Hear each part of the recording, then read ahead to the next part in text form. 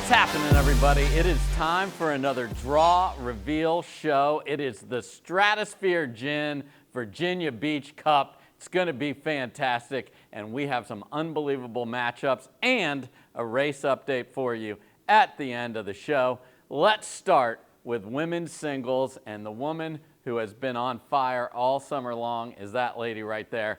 Kate Fahey, the Michigan tennis star, has just run into singles and keeps beating the top players, except for Annalee Waters. We'll see how she does in Virginia. Let's take a look at the draw. And speaking of Annalee, but one loss all year, and it's just wrecking people. We're going to have a pickle count for her. She will happily win 11-0, 11-0. She doesn't care, has been working on her serve. She looks fantastic on the singles side.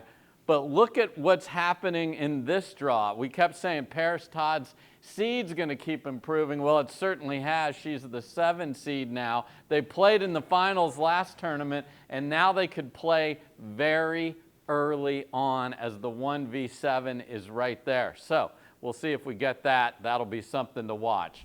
Leah Jansen, the 3 seed over here, could run into Georgia Johnson very early. Georgia has spurts of singles that are fantastic. Could this be the week in Virginia Beach? And then down at the bottom, there's Kate Fahey, all the way up to the 11 seed. She was qualifying a few months ago, and now that's where her points are. And she could play Judith Castillo again. That's bad news for Judith. Kate has really owned that matchup, and they, again, are playing early on. So look at where all of these top players that you see in the red could run into each other very early on this side of the draw.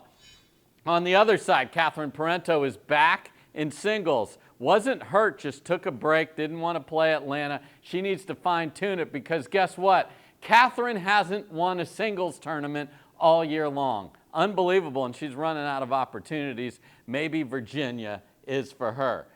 However, look who's lurking. Zoe Wong, who is a terrific all-around player, is right there as the 13 seed, so watch out if those two pair up. Then we've got Caitlin Christian, just so close, hasn't gotten a win, but's gotten to finals. Love her singles game. And look who's the 26 seed. Jessie Irvin jumping into singles, getting those reps for Major League Pickleball. Love to see that.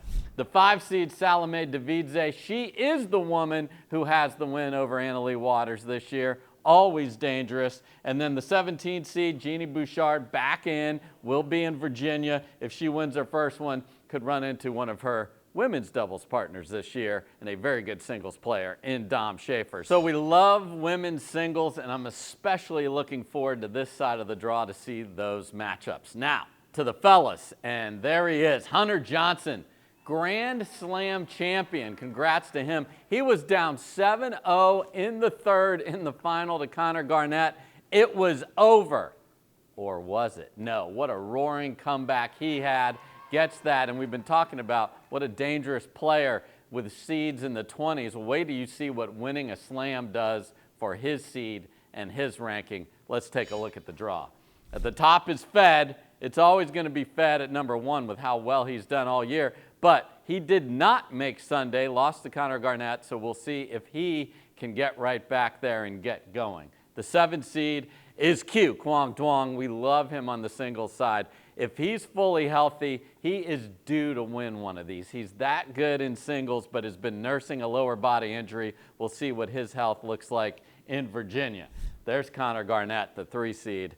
He's got to be feeling it. Like, man, I had a slam title in my grasp. It slipped away. We'll see how he recovers mentally in this one. And then down at the bottom, there he is, the 10 seed now, Hunter Johnson. That's what getting 2,000 points does for your ranking and your seed. So there is where he should be. He's definitely a top 10 singles player. He could play Dylan Frazier, who won earlier this year, our first stop of the year early on. So that's that side of the bracket.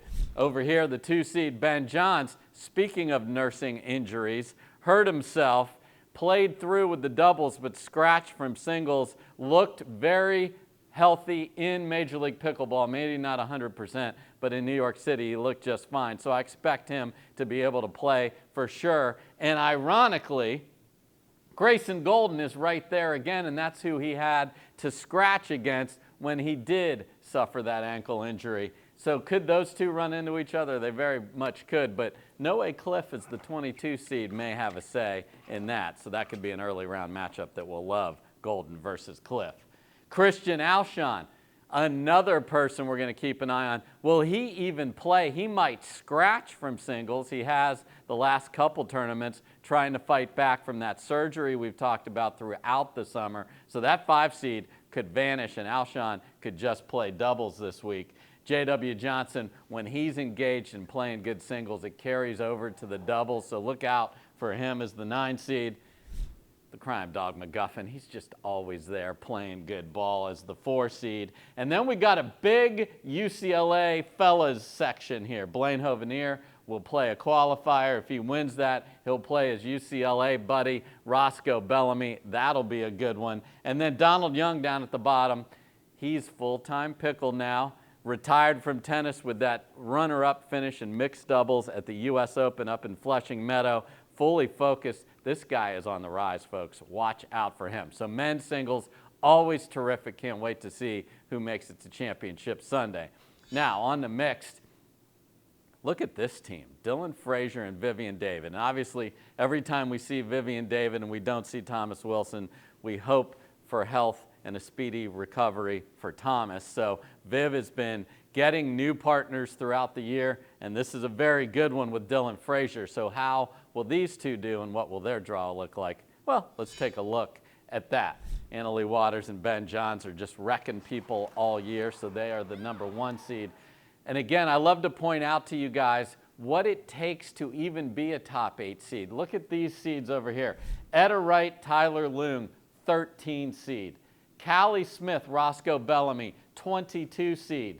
And there's the 6 seed, Dylan Frazier and Viv David. So they are in the quarters with Annalie and Ben. That'll make their life obviously much more difficult. The 9 seed over here is the red hot Gabe Tardio and Jesse Irvin, who have a win this year. And then look at this 18 to 20 matchup. This is first round. This is you show up ready to play and I play what? Paris Todd, Hunter Johnson versus Max Freeman. Yeah, that's that lefty that Ignatowicz is playing a lot with, and Hurricane Tyra Black. So that's going to be a very good early round match. The 4 seed is Christian Alshon and Catherine Parento. They have only lost to Annalie and Ben, and they are on their half of the draw, so those teams cannot play in the final in Virginia Beach. So that's a very interesting side over here. And then I won't leave without saying, look at this. Riley Newman over here is the 11 seed with Jackie Kawamoto. Can he find some mojo and make it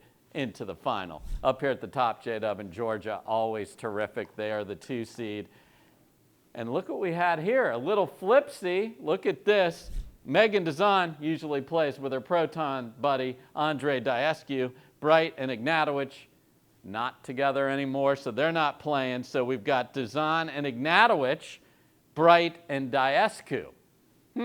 That's going to be fun. Oh my, if they played against each other, just get a big old tub of popcorn to watch that one. We'll see if that happens. And then down at the bottom, we've got Kwang Duong playing with Kate Fahey. How will that work out against Zane Navratil and Elise Jones? That would be a very fun early round match to watch. So lots of intrigue on this board behind me for mixed. Now, let's get to women's doubles. And the self-described girlies played the match of their lives in beating Annalie and Catherine for the 2nd time this year in Atlanta. They win the slam. Anna Bright was fantastic, and Rachel Rohrabacher was the difference. So the girlies were girlying, and they are going to keep that going in Virginia Beach. They look to win 2 in a row against them. Could it happen? It certainly could. Let's take a look at the draw. There's the top seed, AL, Dub, and CP. They will be obviously extra motivated, having not won in Atlanta. Some interesting teams on their half of the draw: Paris Todd, Jade Kawamoto. We got Leah Jansen playing with Callie Smith as the 4 seed. And then a very singles-focused doubles match. We've got Zoe Wong, Brooke Buckner. They played a lot together and have played very well. They're going to go up against Caitlin Christian and Kate Fahey. So you want to talk about groundies. they're going to be there. So that's going to be a fun one. Keep an eye on the driving and crashing in that match. Over here on my left, there's the girlies. At the top is the 2 seed.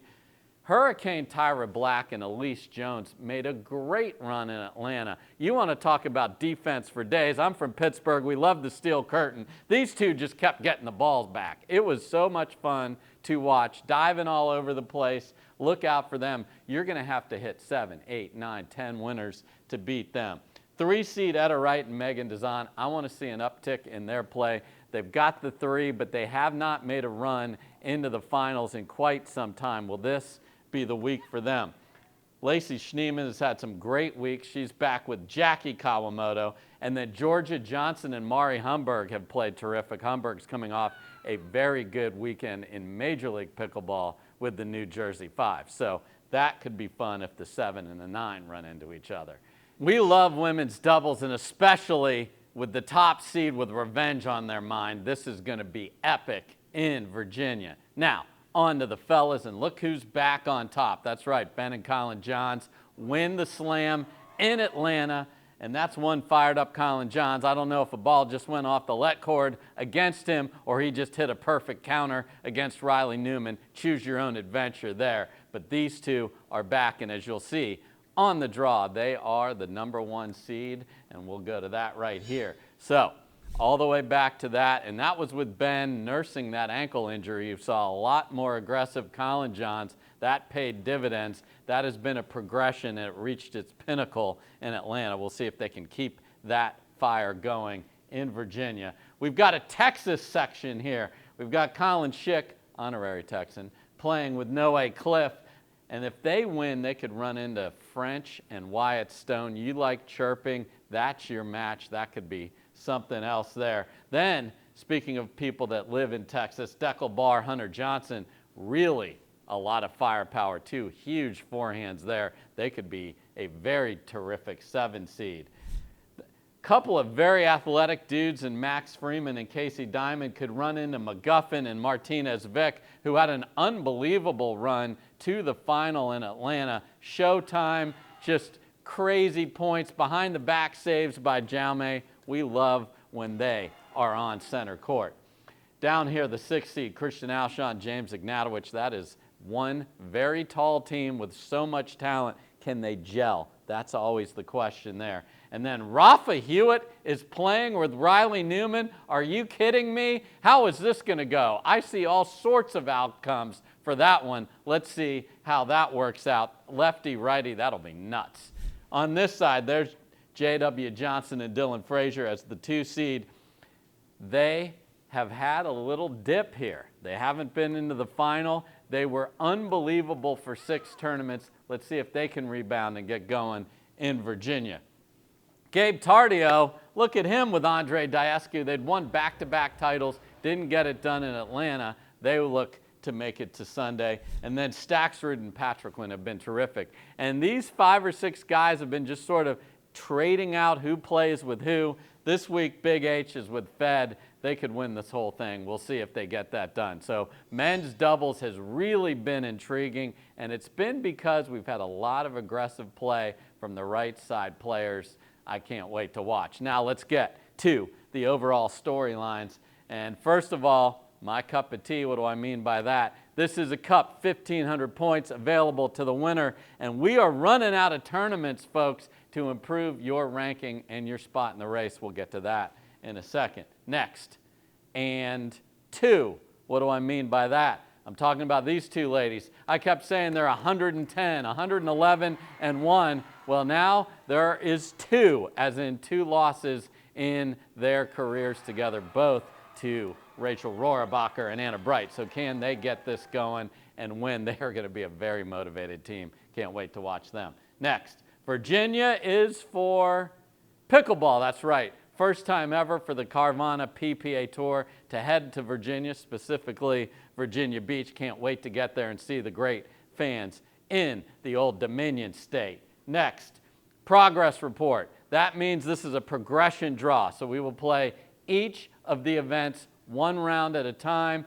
We get to semifinal Saturday, and then, of course, championship Sunday. So you get to see all the players playing all the disciplines as we move through the draw. And then finally, racing stripes. As I mentioned, just 4 chances left to qualify for the finals, and you want to be there. You want to play in San Clemente. You want to show that your campaign was one of the best on the Carvana PPA Tour in 2024. So let's give you a little update at the cut line for the race to San Clemente, and let's roll through those and you can get a feel for that. And here we go. We'll start with women's singles. So the top 8 players make it in women's singles. Paris Todd's holding that 7th spot. And there's Mary Brascia, the last one in. The last one out right now is Judith Castillo. Kate Fahey hasn't played many events, and she is all the way up to the 10th spot. Will she run out of time, or will she get there? And ironically, in looking at this, Castillo and Fahey may play very early on in Virginia, so that has ramifications all over the place. So Mary, they're coming for you. You have a pretty nice lead, but one win in a tournament could change all that. So that's women's singles. Men's singles, this is very interesting. Jack Sock is not playing in Virginia Beach. About the only big name star that is not there. Chris Hayworth doesn't play a huge amount of tournaments on the Carvana PPA Tour side, but has a win. That's why his ranking is where it's at. Alshon, as I mentioned earlier in the show, has been injured. Will he even play singles in this one and add to that number? So Jaume for this week, anything he gets is going to add to his standing above the 9 and 10 players today. So very interesting there. Next up, mixed doubles women. So how does this work? We take the top 8 women in mixed doubles and the top 8 men, make 8 teams play to a champion in San Clemente. So only 8 spots available. Jessie Irvin has jumped all the way up to number 7 because she and Gabe Tardy are playing terrific and have a win on the campaign. But look at the 8-9. Rachel Rohrbacher, obviously terrific player. 41.50. Etta Wright, obviously a terrific player. 41.25. So just 25 points separating those two. So we're going to really keep an eye on that. Leah Jansen needs a big run in the next couple of tournaments. And as I mentioned, 1,500, not 1,000 like an open available in Virginia. So this is a chance to get going. Next, we will look at mixed doubles for the men. Same 8 spots available. And right now, we have a tie. Yeah, Tyson and Big H are tied with the exact same number of points. That's how close it is at the cut line. Gabe Tardio, all that winning hasn't gotten him above the line like it has with Jessie Irvin. So those two need to keep going to get him in the top 8. Duckle Bar in a pretty good spot there at 4,900. Has had a very good campaign, primarily with Tina Pisnik. So that's mixed doubles. Now let's get into men's and women's doubles. And in this case, there are 16 spots because we're going to make 8 teams for the final. So let's look at the cut line for women's doubles. And there it is. And we could have Kawamoto on Kawamoto crime. The twins, one's above the line, one's below the line. That's crazy. They're not playing together this week, but they are playing together later. And in those cases, they'll get the same number of points. So if Jade has a big run, they could potentially both make it, but this is going to be fascinating to watch. So women's doubles, very intriguing in the race, especially with the twins on either side of the line as we sit here today. Now, let's look at men's doubles. First thing we got to point out, Thomas Wilson up here has been dealing with his health issues. We hope he'd be able to play in the race if he still qualifies, but something we will certainly keep our eye on. On the court, the biggest shocker here is that James Ignatowicz, a player of his caliber, is below the line of 16 this late in the season in men's doubles. He's got to pick it up in the last few events or he will not qualify. Now, how do you pick it up? You do something like what Jaume Martinez-Vic did in Atlanta. You get all the way to the final of a slam, you get a ton of points, and you leap over that cut line and get to that 14th spot. And Riley Newman barely holding on at spot 16 there himself. So this is going to be wild through the finish. Obviously, we have a couple of opens and then Worlds, which is a slam for the most points in Dallas in November. That's going to be critical to make your way to San Clemente. So Where can you watch the Virginia Beach action? Well, all your favorite places. We'll have a little ESPN2 and then Pickleball TV, of course. So, a lot of fun. Virginia can't wait to get there for the first time. Thrilled to be on the call of these wonderful athletes. Thanks so much for watching this show and for watching the Carvana PPA Tour. Peace.